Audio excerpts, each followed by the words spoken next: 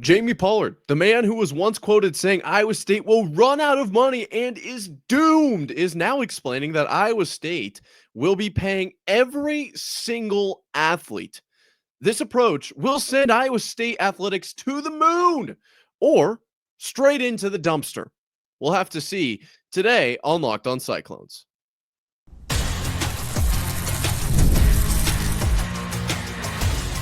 You are Locked On Cyclones, your daily podcast on the Iowa State Cyclones, part of the Locked On Podcast Network, your team every day.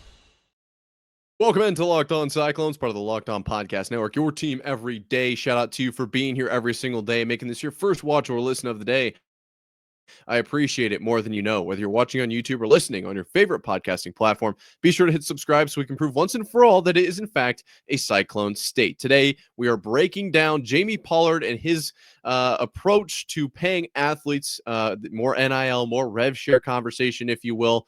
Can't wait to dive into all that, the super exciting side of sports, I know, in the first segment. Then we're going to get into some rankings, some football rankings, made by yours truly, actually, and all of Locked On Big 12 ranked all of the teams in the Big 12 as far as football goes. Where does Iowa State, where does Iowa State sit? How were they put there? I'll get into all of that. Obviously, can't wait to talk about it and kind of the perception of Iowa State in relation to the other Big 12 schools in the second segment. Then finally, new jerseys. We're going to be talking about those in the third segment, and I am super excited about those. I don't know if you are, but you'll have to stick around to kind of hear about it and see what you think for yourself. Can't wait to dive into all of that and more. But first, this episode is brought to you by Monarch Money. Take control of your finances with Monarch Money and use code LOCKEDONCollege at monarchmoney.com for 50% off your first year. So this, I'm going to keep really as far as quote unquote article reading, I'm going to keep that very short today because I don't personally have a subscription to the Quad Times or whatever it is. But this is a tweet from Ben Hutchins saying that every single Iowa State athlete will receive a payment through player revenue sharing.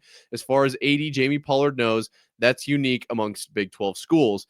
Quote, and we just felt like that is part of our culture. Quote, I will say this. My initial response was, let's go. All right, now we're talking. This is awesome. This is super cool. This is unique to Iowa State. This is something that Iowa State can use as far as like recruiting pitch down the road, yada, yada, yada.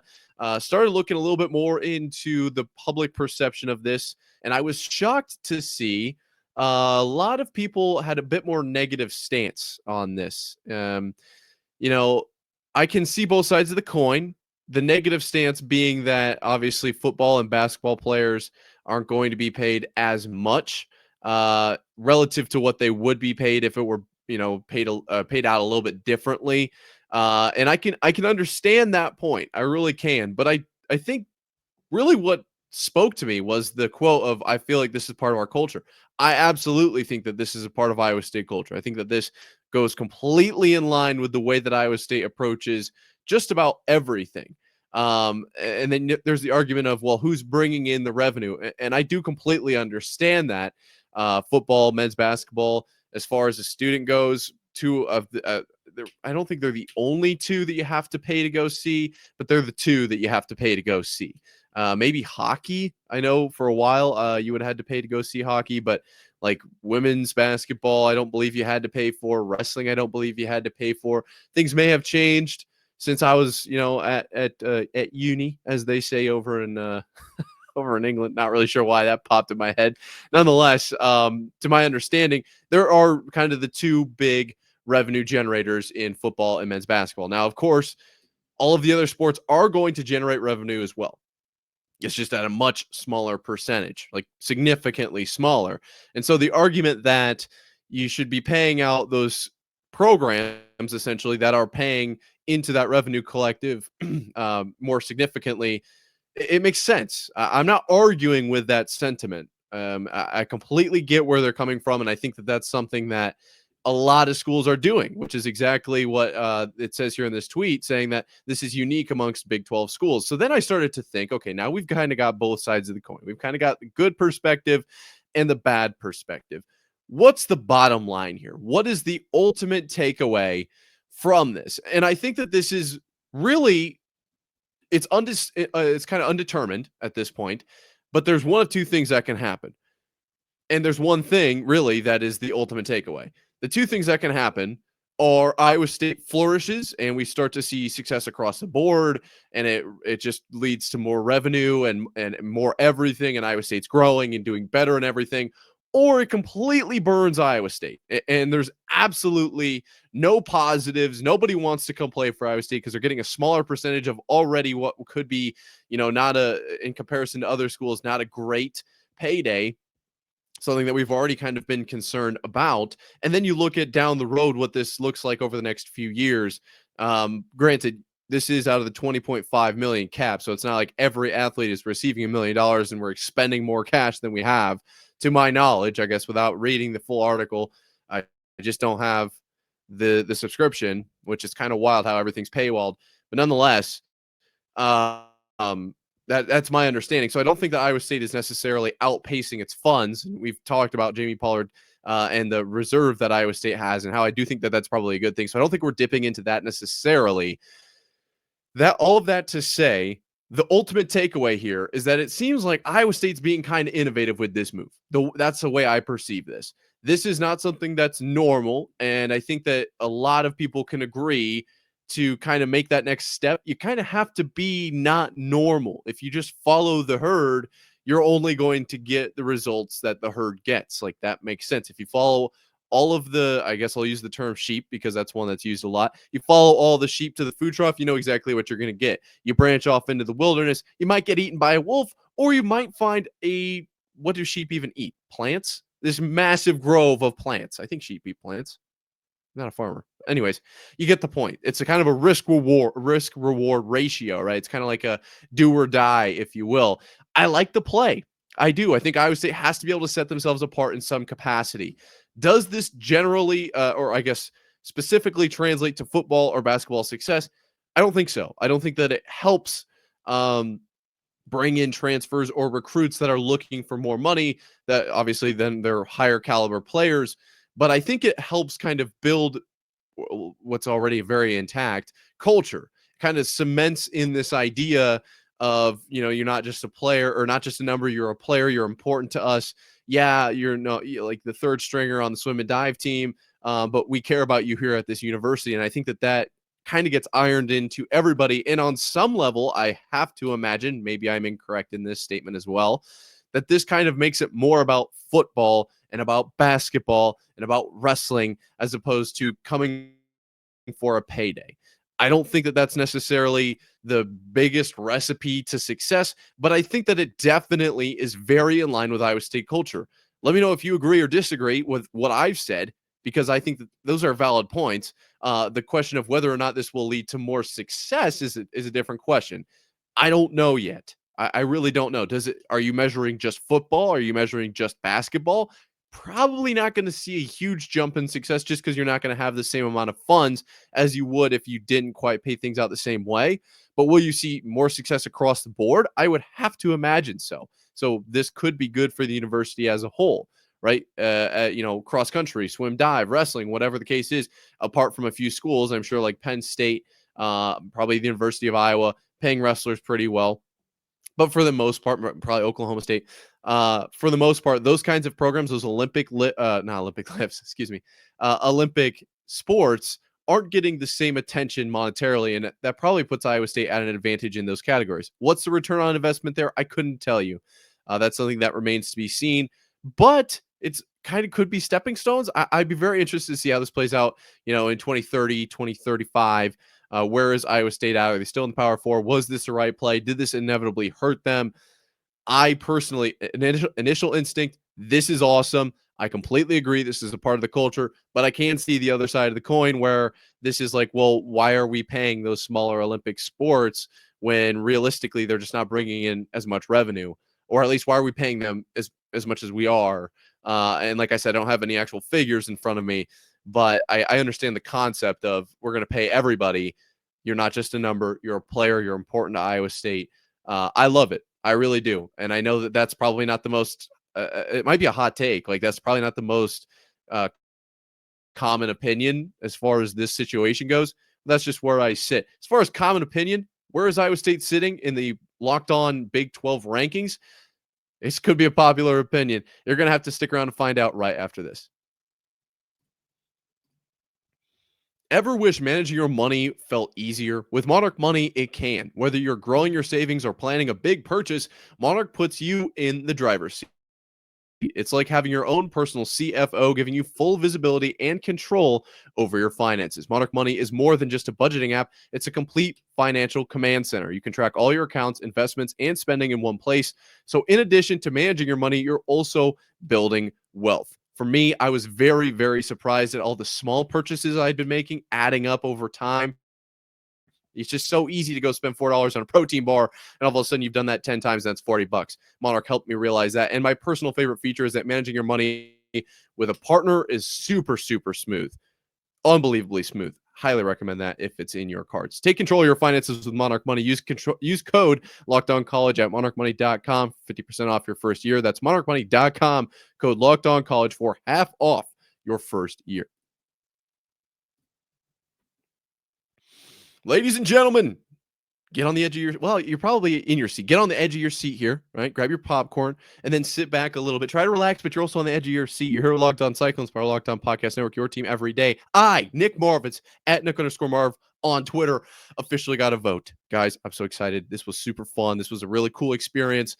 I've never been a part of anything big, as far as voting goes. You see the AP poll, that's like super big honor. I feel like maybe you don't agree necessarily. I know that some people are getting votes that, well, we're kind of curious how they got there and why are they voting this way? Oh, it's their alma mater. Okay, I see now. It makes sense. Nonetheless, I got to actually put some votes in for this Locked On, I guess, Big 12 football rankings preseason poll here. Super excited about being a part of this, and then also the results. I thought that they stood out in a big way. I'm going to put up the top 12 here, or I guess the top 16 or whatever it is, and we'll run through those. And then there are some back end stuff, statistics, I guess, that I want to talk about because I think they're really insightful to Iowa State. So I'm going to throw it up on the screen here. If you're listening along, I haven't forgot about you. I will walk you through it. But here it is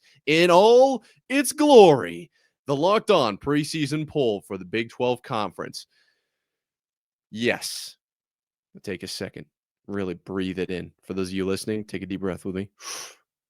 Exhale. All right, here we go. At number 1, we got Locked On Sun Devils. I'm not going to say Locked On for all of them. I just realized that this is actually this is not a Locked On deal. Well, it is, but it's more about the teams. Okay, so Sun Devils or Arizona State at number 1. Kansas State at 2, Texas Tech at 3, Baylor at 4. Rounding out your top 5, Iowa State. The Cyclones coming in 5th there. BYU at 6, TCU 7, Utah 8, Kansas 9, and Colorado are your top 10. Just trailing there, you've got Houston, the Cougs, Oklahoma State at 12, West Virginia at 13, the Bearcats at 14, and UCF 15. That leaves Arizona, the University of Arizona, at 16 there. I'm going to take it off for just a second. Looking at that ranking, I am not extremely upset about it. To be completely honest, Iowa State coming in at 5 was a little lower than I would have liked, but I do think that if you take a look, obviously, I think Sun Devils and the Wildcats in Arizona State and Kansas State being 1, 2 makes a lot of sense. You could probably argue Iowa State really at that 3, 4, or 5 spot. So a little bit of a public perception. Iowa State not quite on that level yet. I get it, but still being in the top 5, I think is a good spot to be. Really below that, BYU and everything they're going through right now, I wonder if 6 is maybe a little too high. This was, to my knowledge, voted on prior to the knowledge of Retzlaff transferring. TCU, I think, is a sleeper team. They could have probably slid up into about that 6, maybe 5, but you'd be hard pressed to pull down Texas Tech or Baylor down low enough to get TCU up there. Overall, I do think this is a really fair assessment. I'm actually pretty proud of the guys for doing really, really solid work here. Other than there is one outstanding first place vote for a team that I wonder who voted first place for that team. Now, when I take a look at the total votes here, something stood out to me. Actually, 2 things really stood out to me. Iowa State, which is what we're here to talk about, I think had the most interesting kind of stat line along when you get into the nitty gritty. Ranked 5, awesome, really cool. But I want to talk more about this. Iowa State did not receive one first place vote, and I understand you're probably yelling at me. You're already typing. I'm trying to pause this as fast as I can. Just don't hit enter yet. I just don't think that Iowa State is the top team in the Big 12, and I don't think that that's unfair. I think that that's a fair assessment. I tried to be as fair as I could, so I ranked Iowa State at number 2. Right?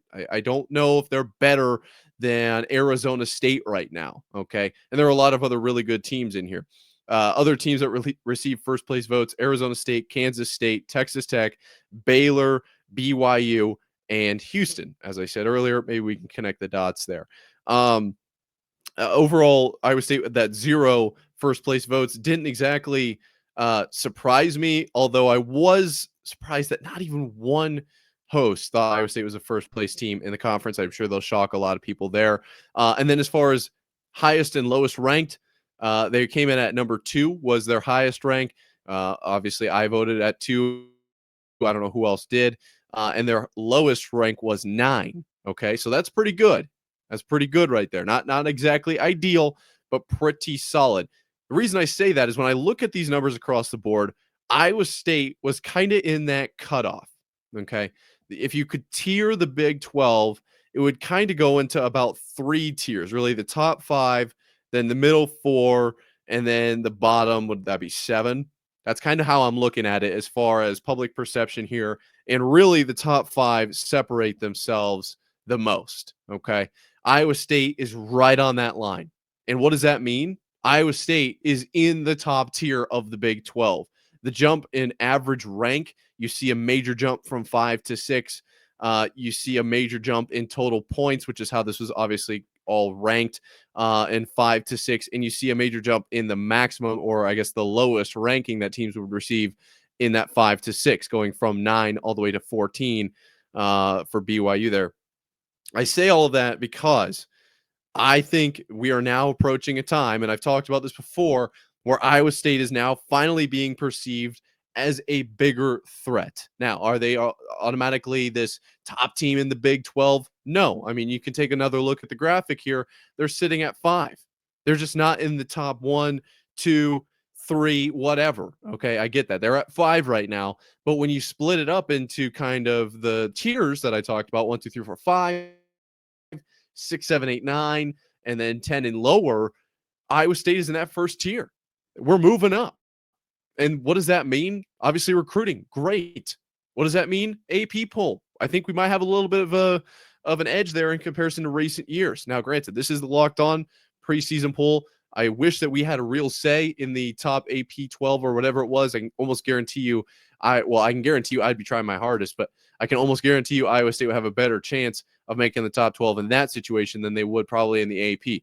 My point being, nonetheless, across the board, Locked On, very legitimate people here at Locked On. Myself, I don't know, but everyone else knows what they're talking about. And Iowa State was right in that cutoff for the upper tier. I think that's a great thing for the perception of Iowa State. Now, could Iowa State have been 3 or 4? I think so. 1 or 2 probably seems a little bit overzealous. I'm not exactly sure what that means, but I'm pretty sure that that's like overreaching a little bit. But like anywhere in that 3, 4, 5 range, I think it's a great spot for Iowa State. I think Iowa State's going to be very successful this season. I do think that they'll probably cap out at about 10 or 11 wins, and then a bowl game after that. And I think that they'll probably floor out at maybe 8 is my guess. 7 would be, I think that would be underplaying their abilities. I think that would be falling just below the floor. But I think that they can get 7 wins, no problem. So that's a top 5 team in the Big 12. Like, that's a very high ceiling, relatively high floor, very high level team. Very excited about what this team can accomplish this season for multiple reasons. We'll talk more about it this offseason. We've talked about it a lot. Farmageddon Friday, we'll be talking about the defensive side this upcoming week. I thought that was super cool. Iowa State coming in at 5. So let me know down below where you would have put them. Let me know how you would have ranked the entire Big 12. You can also do the same on Twitter at Nick_Marv. I listen or read, I suppose, every mention there. But let's kind of move on to something a little bit even more potentially exciting, I know, than a preseason poll. We're going to do that coming up right after this.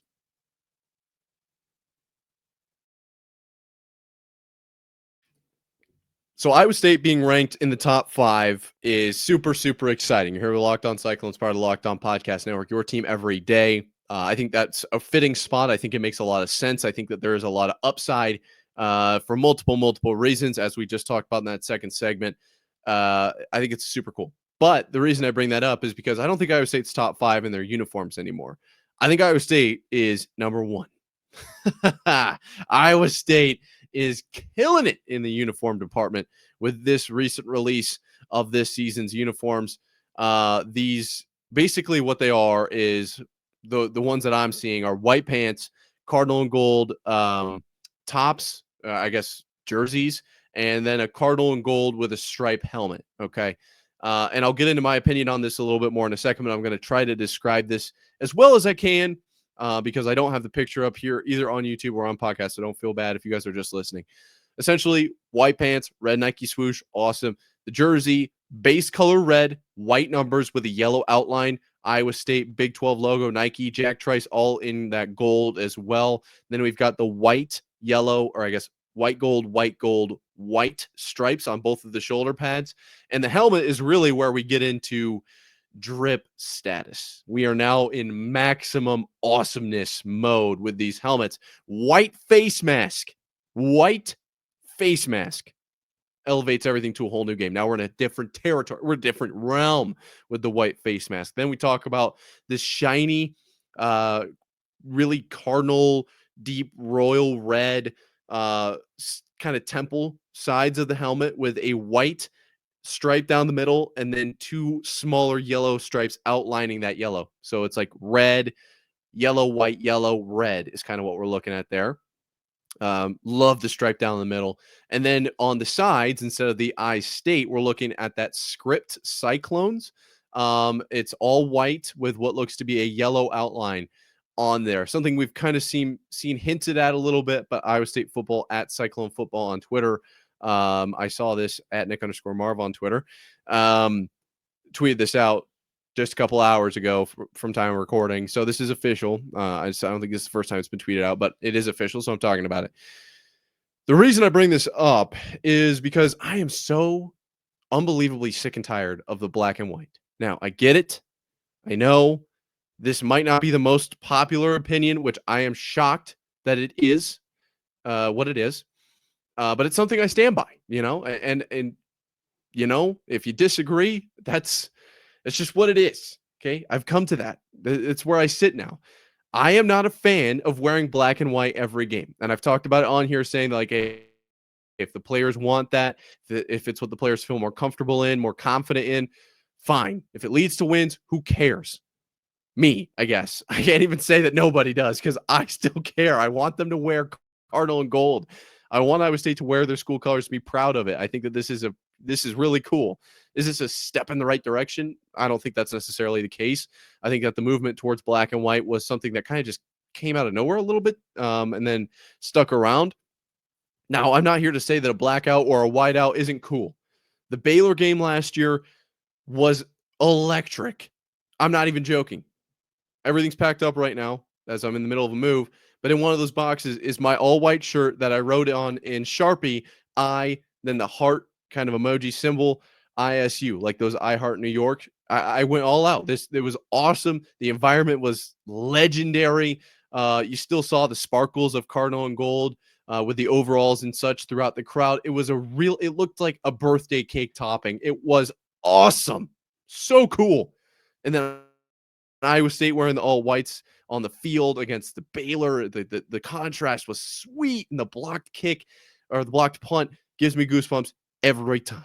Okay, it does. It was an awesome atmosphere, an awesome game, a part of an awesome season. I'm not against a blackout or a whiteout. I'm not. But wearing blacks or whites for over half the games feels like too much. It just does. And I guess I shouldn't say that is like the number that it was last season. I don't know for sure what it was last year. It was pretty close to about half. About halfway through the season, they're like, yep, we're pretty much going with all blacks and whites. They're all whites, had some reds in them from time to time. So I can't say for certain, because all, away jerseys are going to be white. That's part of the game. So that's going to happen. But it just, in my opinion, there was too much black and white. It's what it was. We're not a black and white school. We're cardinal and gold.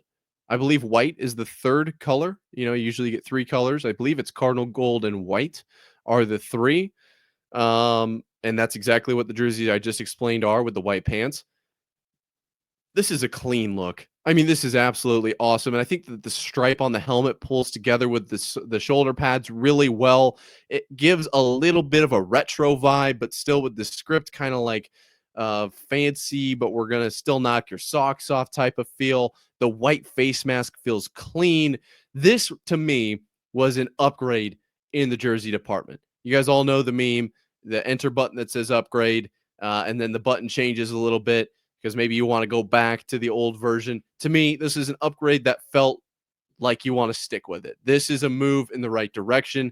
It still stays, it stays very true to Iowa State's branding. Not as much yellow as some other jerseys or options out there. I'm the kind of guy, when I'm playing Madden or I'm playing NCAA football 25, 26 will be out soon. I'm going to have to empty my bank account for that one. That'll wear, the yellow helmets with the red jerseys, with the yellow pants, with the red boots. That's kind of how I roll. So I understand that's not exactly everyone's cup of tea. The Bumblebee jerseys from the Steelers were a go-to of mine. I don't know what my deal is. It's just kind of how my brain works. Not a ton of yellow in this jersey, but it's just enough to be a perfect little accent. It's a lot of white and then oh, hey, by the way, we still wear yellow. I think it's a perfect mix. I'd be interested to see what they can do with this, where they can go. Yellow on red can struggle at times. I understand that, but I think that they really pulled this together very, very well. I understand this has been a 7-minute talk about some jerseys, and you're probably like, this guy probably needs to get his microphone taken away. I understand that. But the point is that this is a real, true branding to Iowa State. And I love that. I love that this isn't some sort of gimmicky kind of like getting with the times, fashion, weird. It's got cardinal and gold in it. Throw it together. No, this is very true with the stripes, obviously staying with the shoulder stripes from last season. The script was something that I think a lot of people really, really liked last year, something that they moved towards a lot towards at the back half of the year. It's true to the players. It's true to the school. It just checks all my boxes. And I think it's one of the best in the Big 12. I know that West Virginia just talked about some of their new helmets. Mountaineer Paul talking about those. Very clean, very clean. Not quite to Iowa State standards. I mean, Iowa State just really blew a lot of teams out of the water, a lot of jerseys out of the water with this one. I'll be interested to see how many times they wear it. I don't know, but this would be so sweet in AT&T Stadium, I believe is where they'll play the Big 12 championship game. Like, wouldn't that be just so cool? Or you can throw on some red pants with this too. Some red pants, wear red all the way up. I think that would look cool too. Nonetheless, I'm not a jersey expert. I just was so thrilled, refreshed to see Iowa State wearing their true school colors with this one, cardinal and gold. Get a lot of flack from the school out east wearing their colors, which it's like, okay, I didn't know your guys' colors were only black, but nonetheless, I'm glad that Iowa State's going to be wearing their own colors in a lot, hopefully more this upcoming season. Speaking of true colors, I believe it's in your true colors to hit the subscribe button down below, or at least I used that term correctly in my head. Didn't quite sound as good over the air. If you haven't already, it's completely free, and it helps prove that it is, in fact, a Cyclone state. Until next time, Cyclone fans, you know the drill. Sayonara.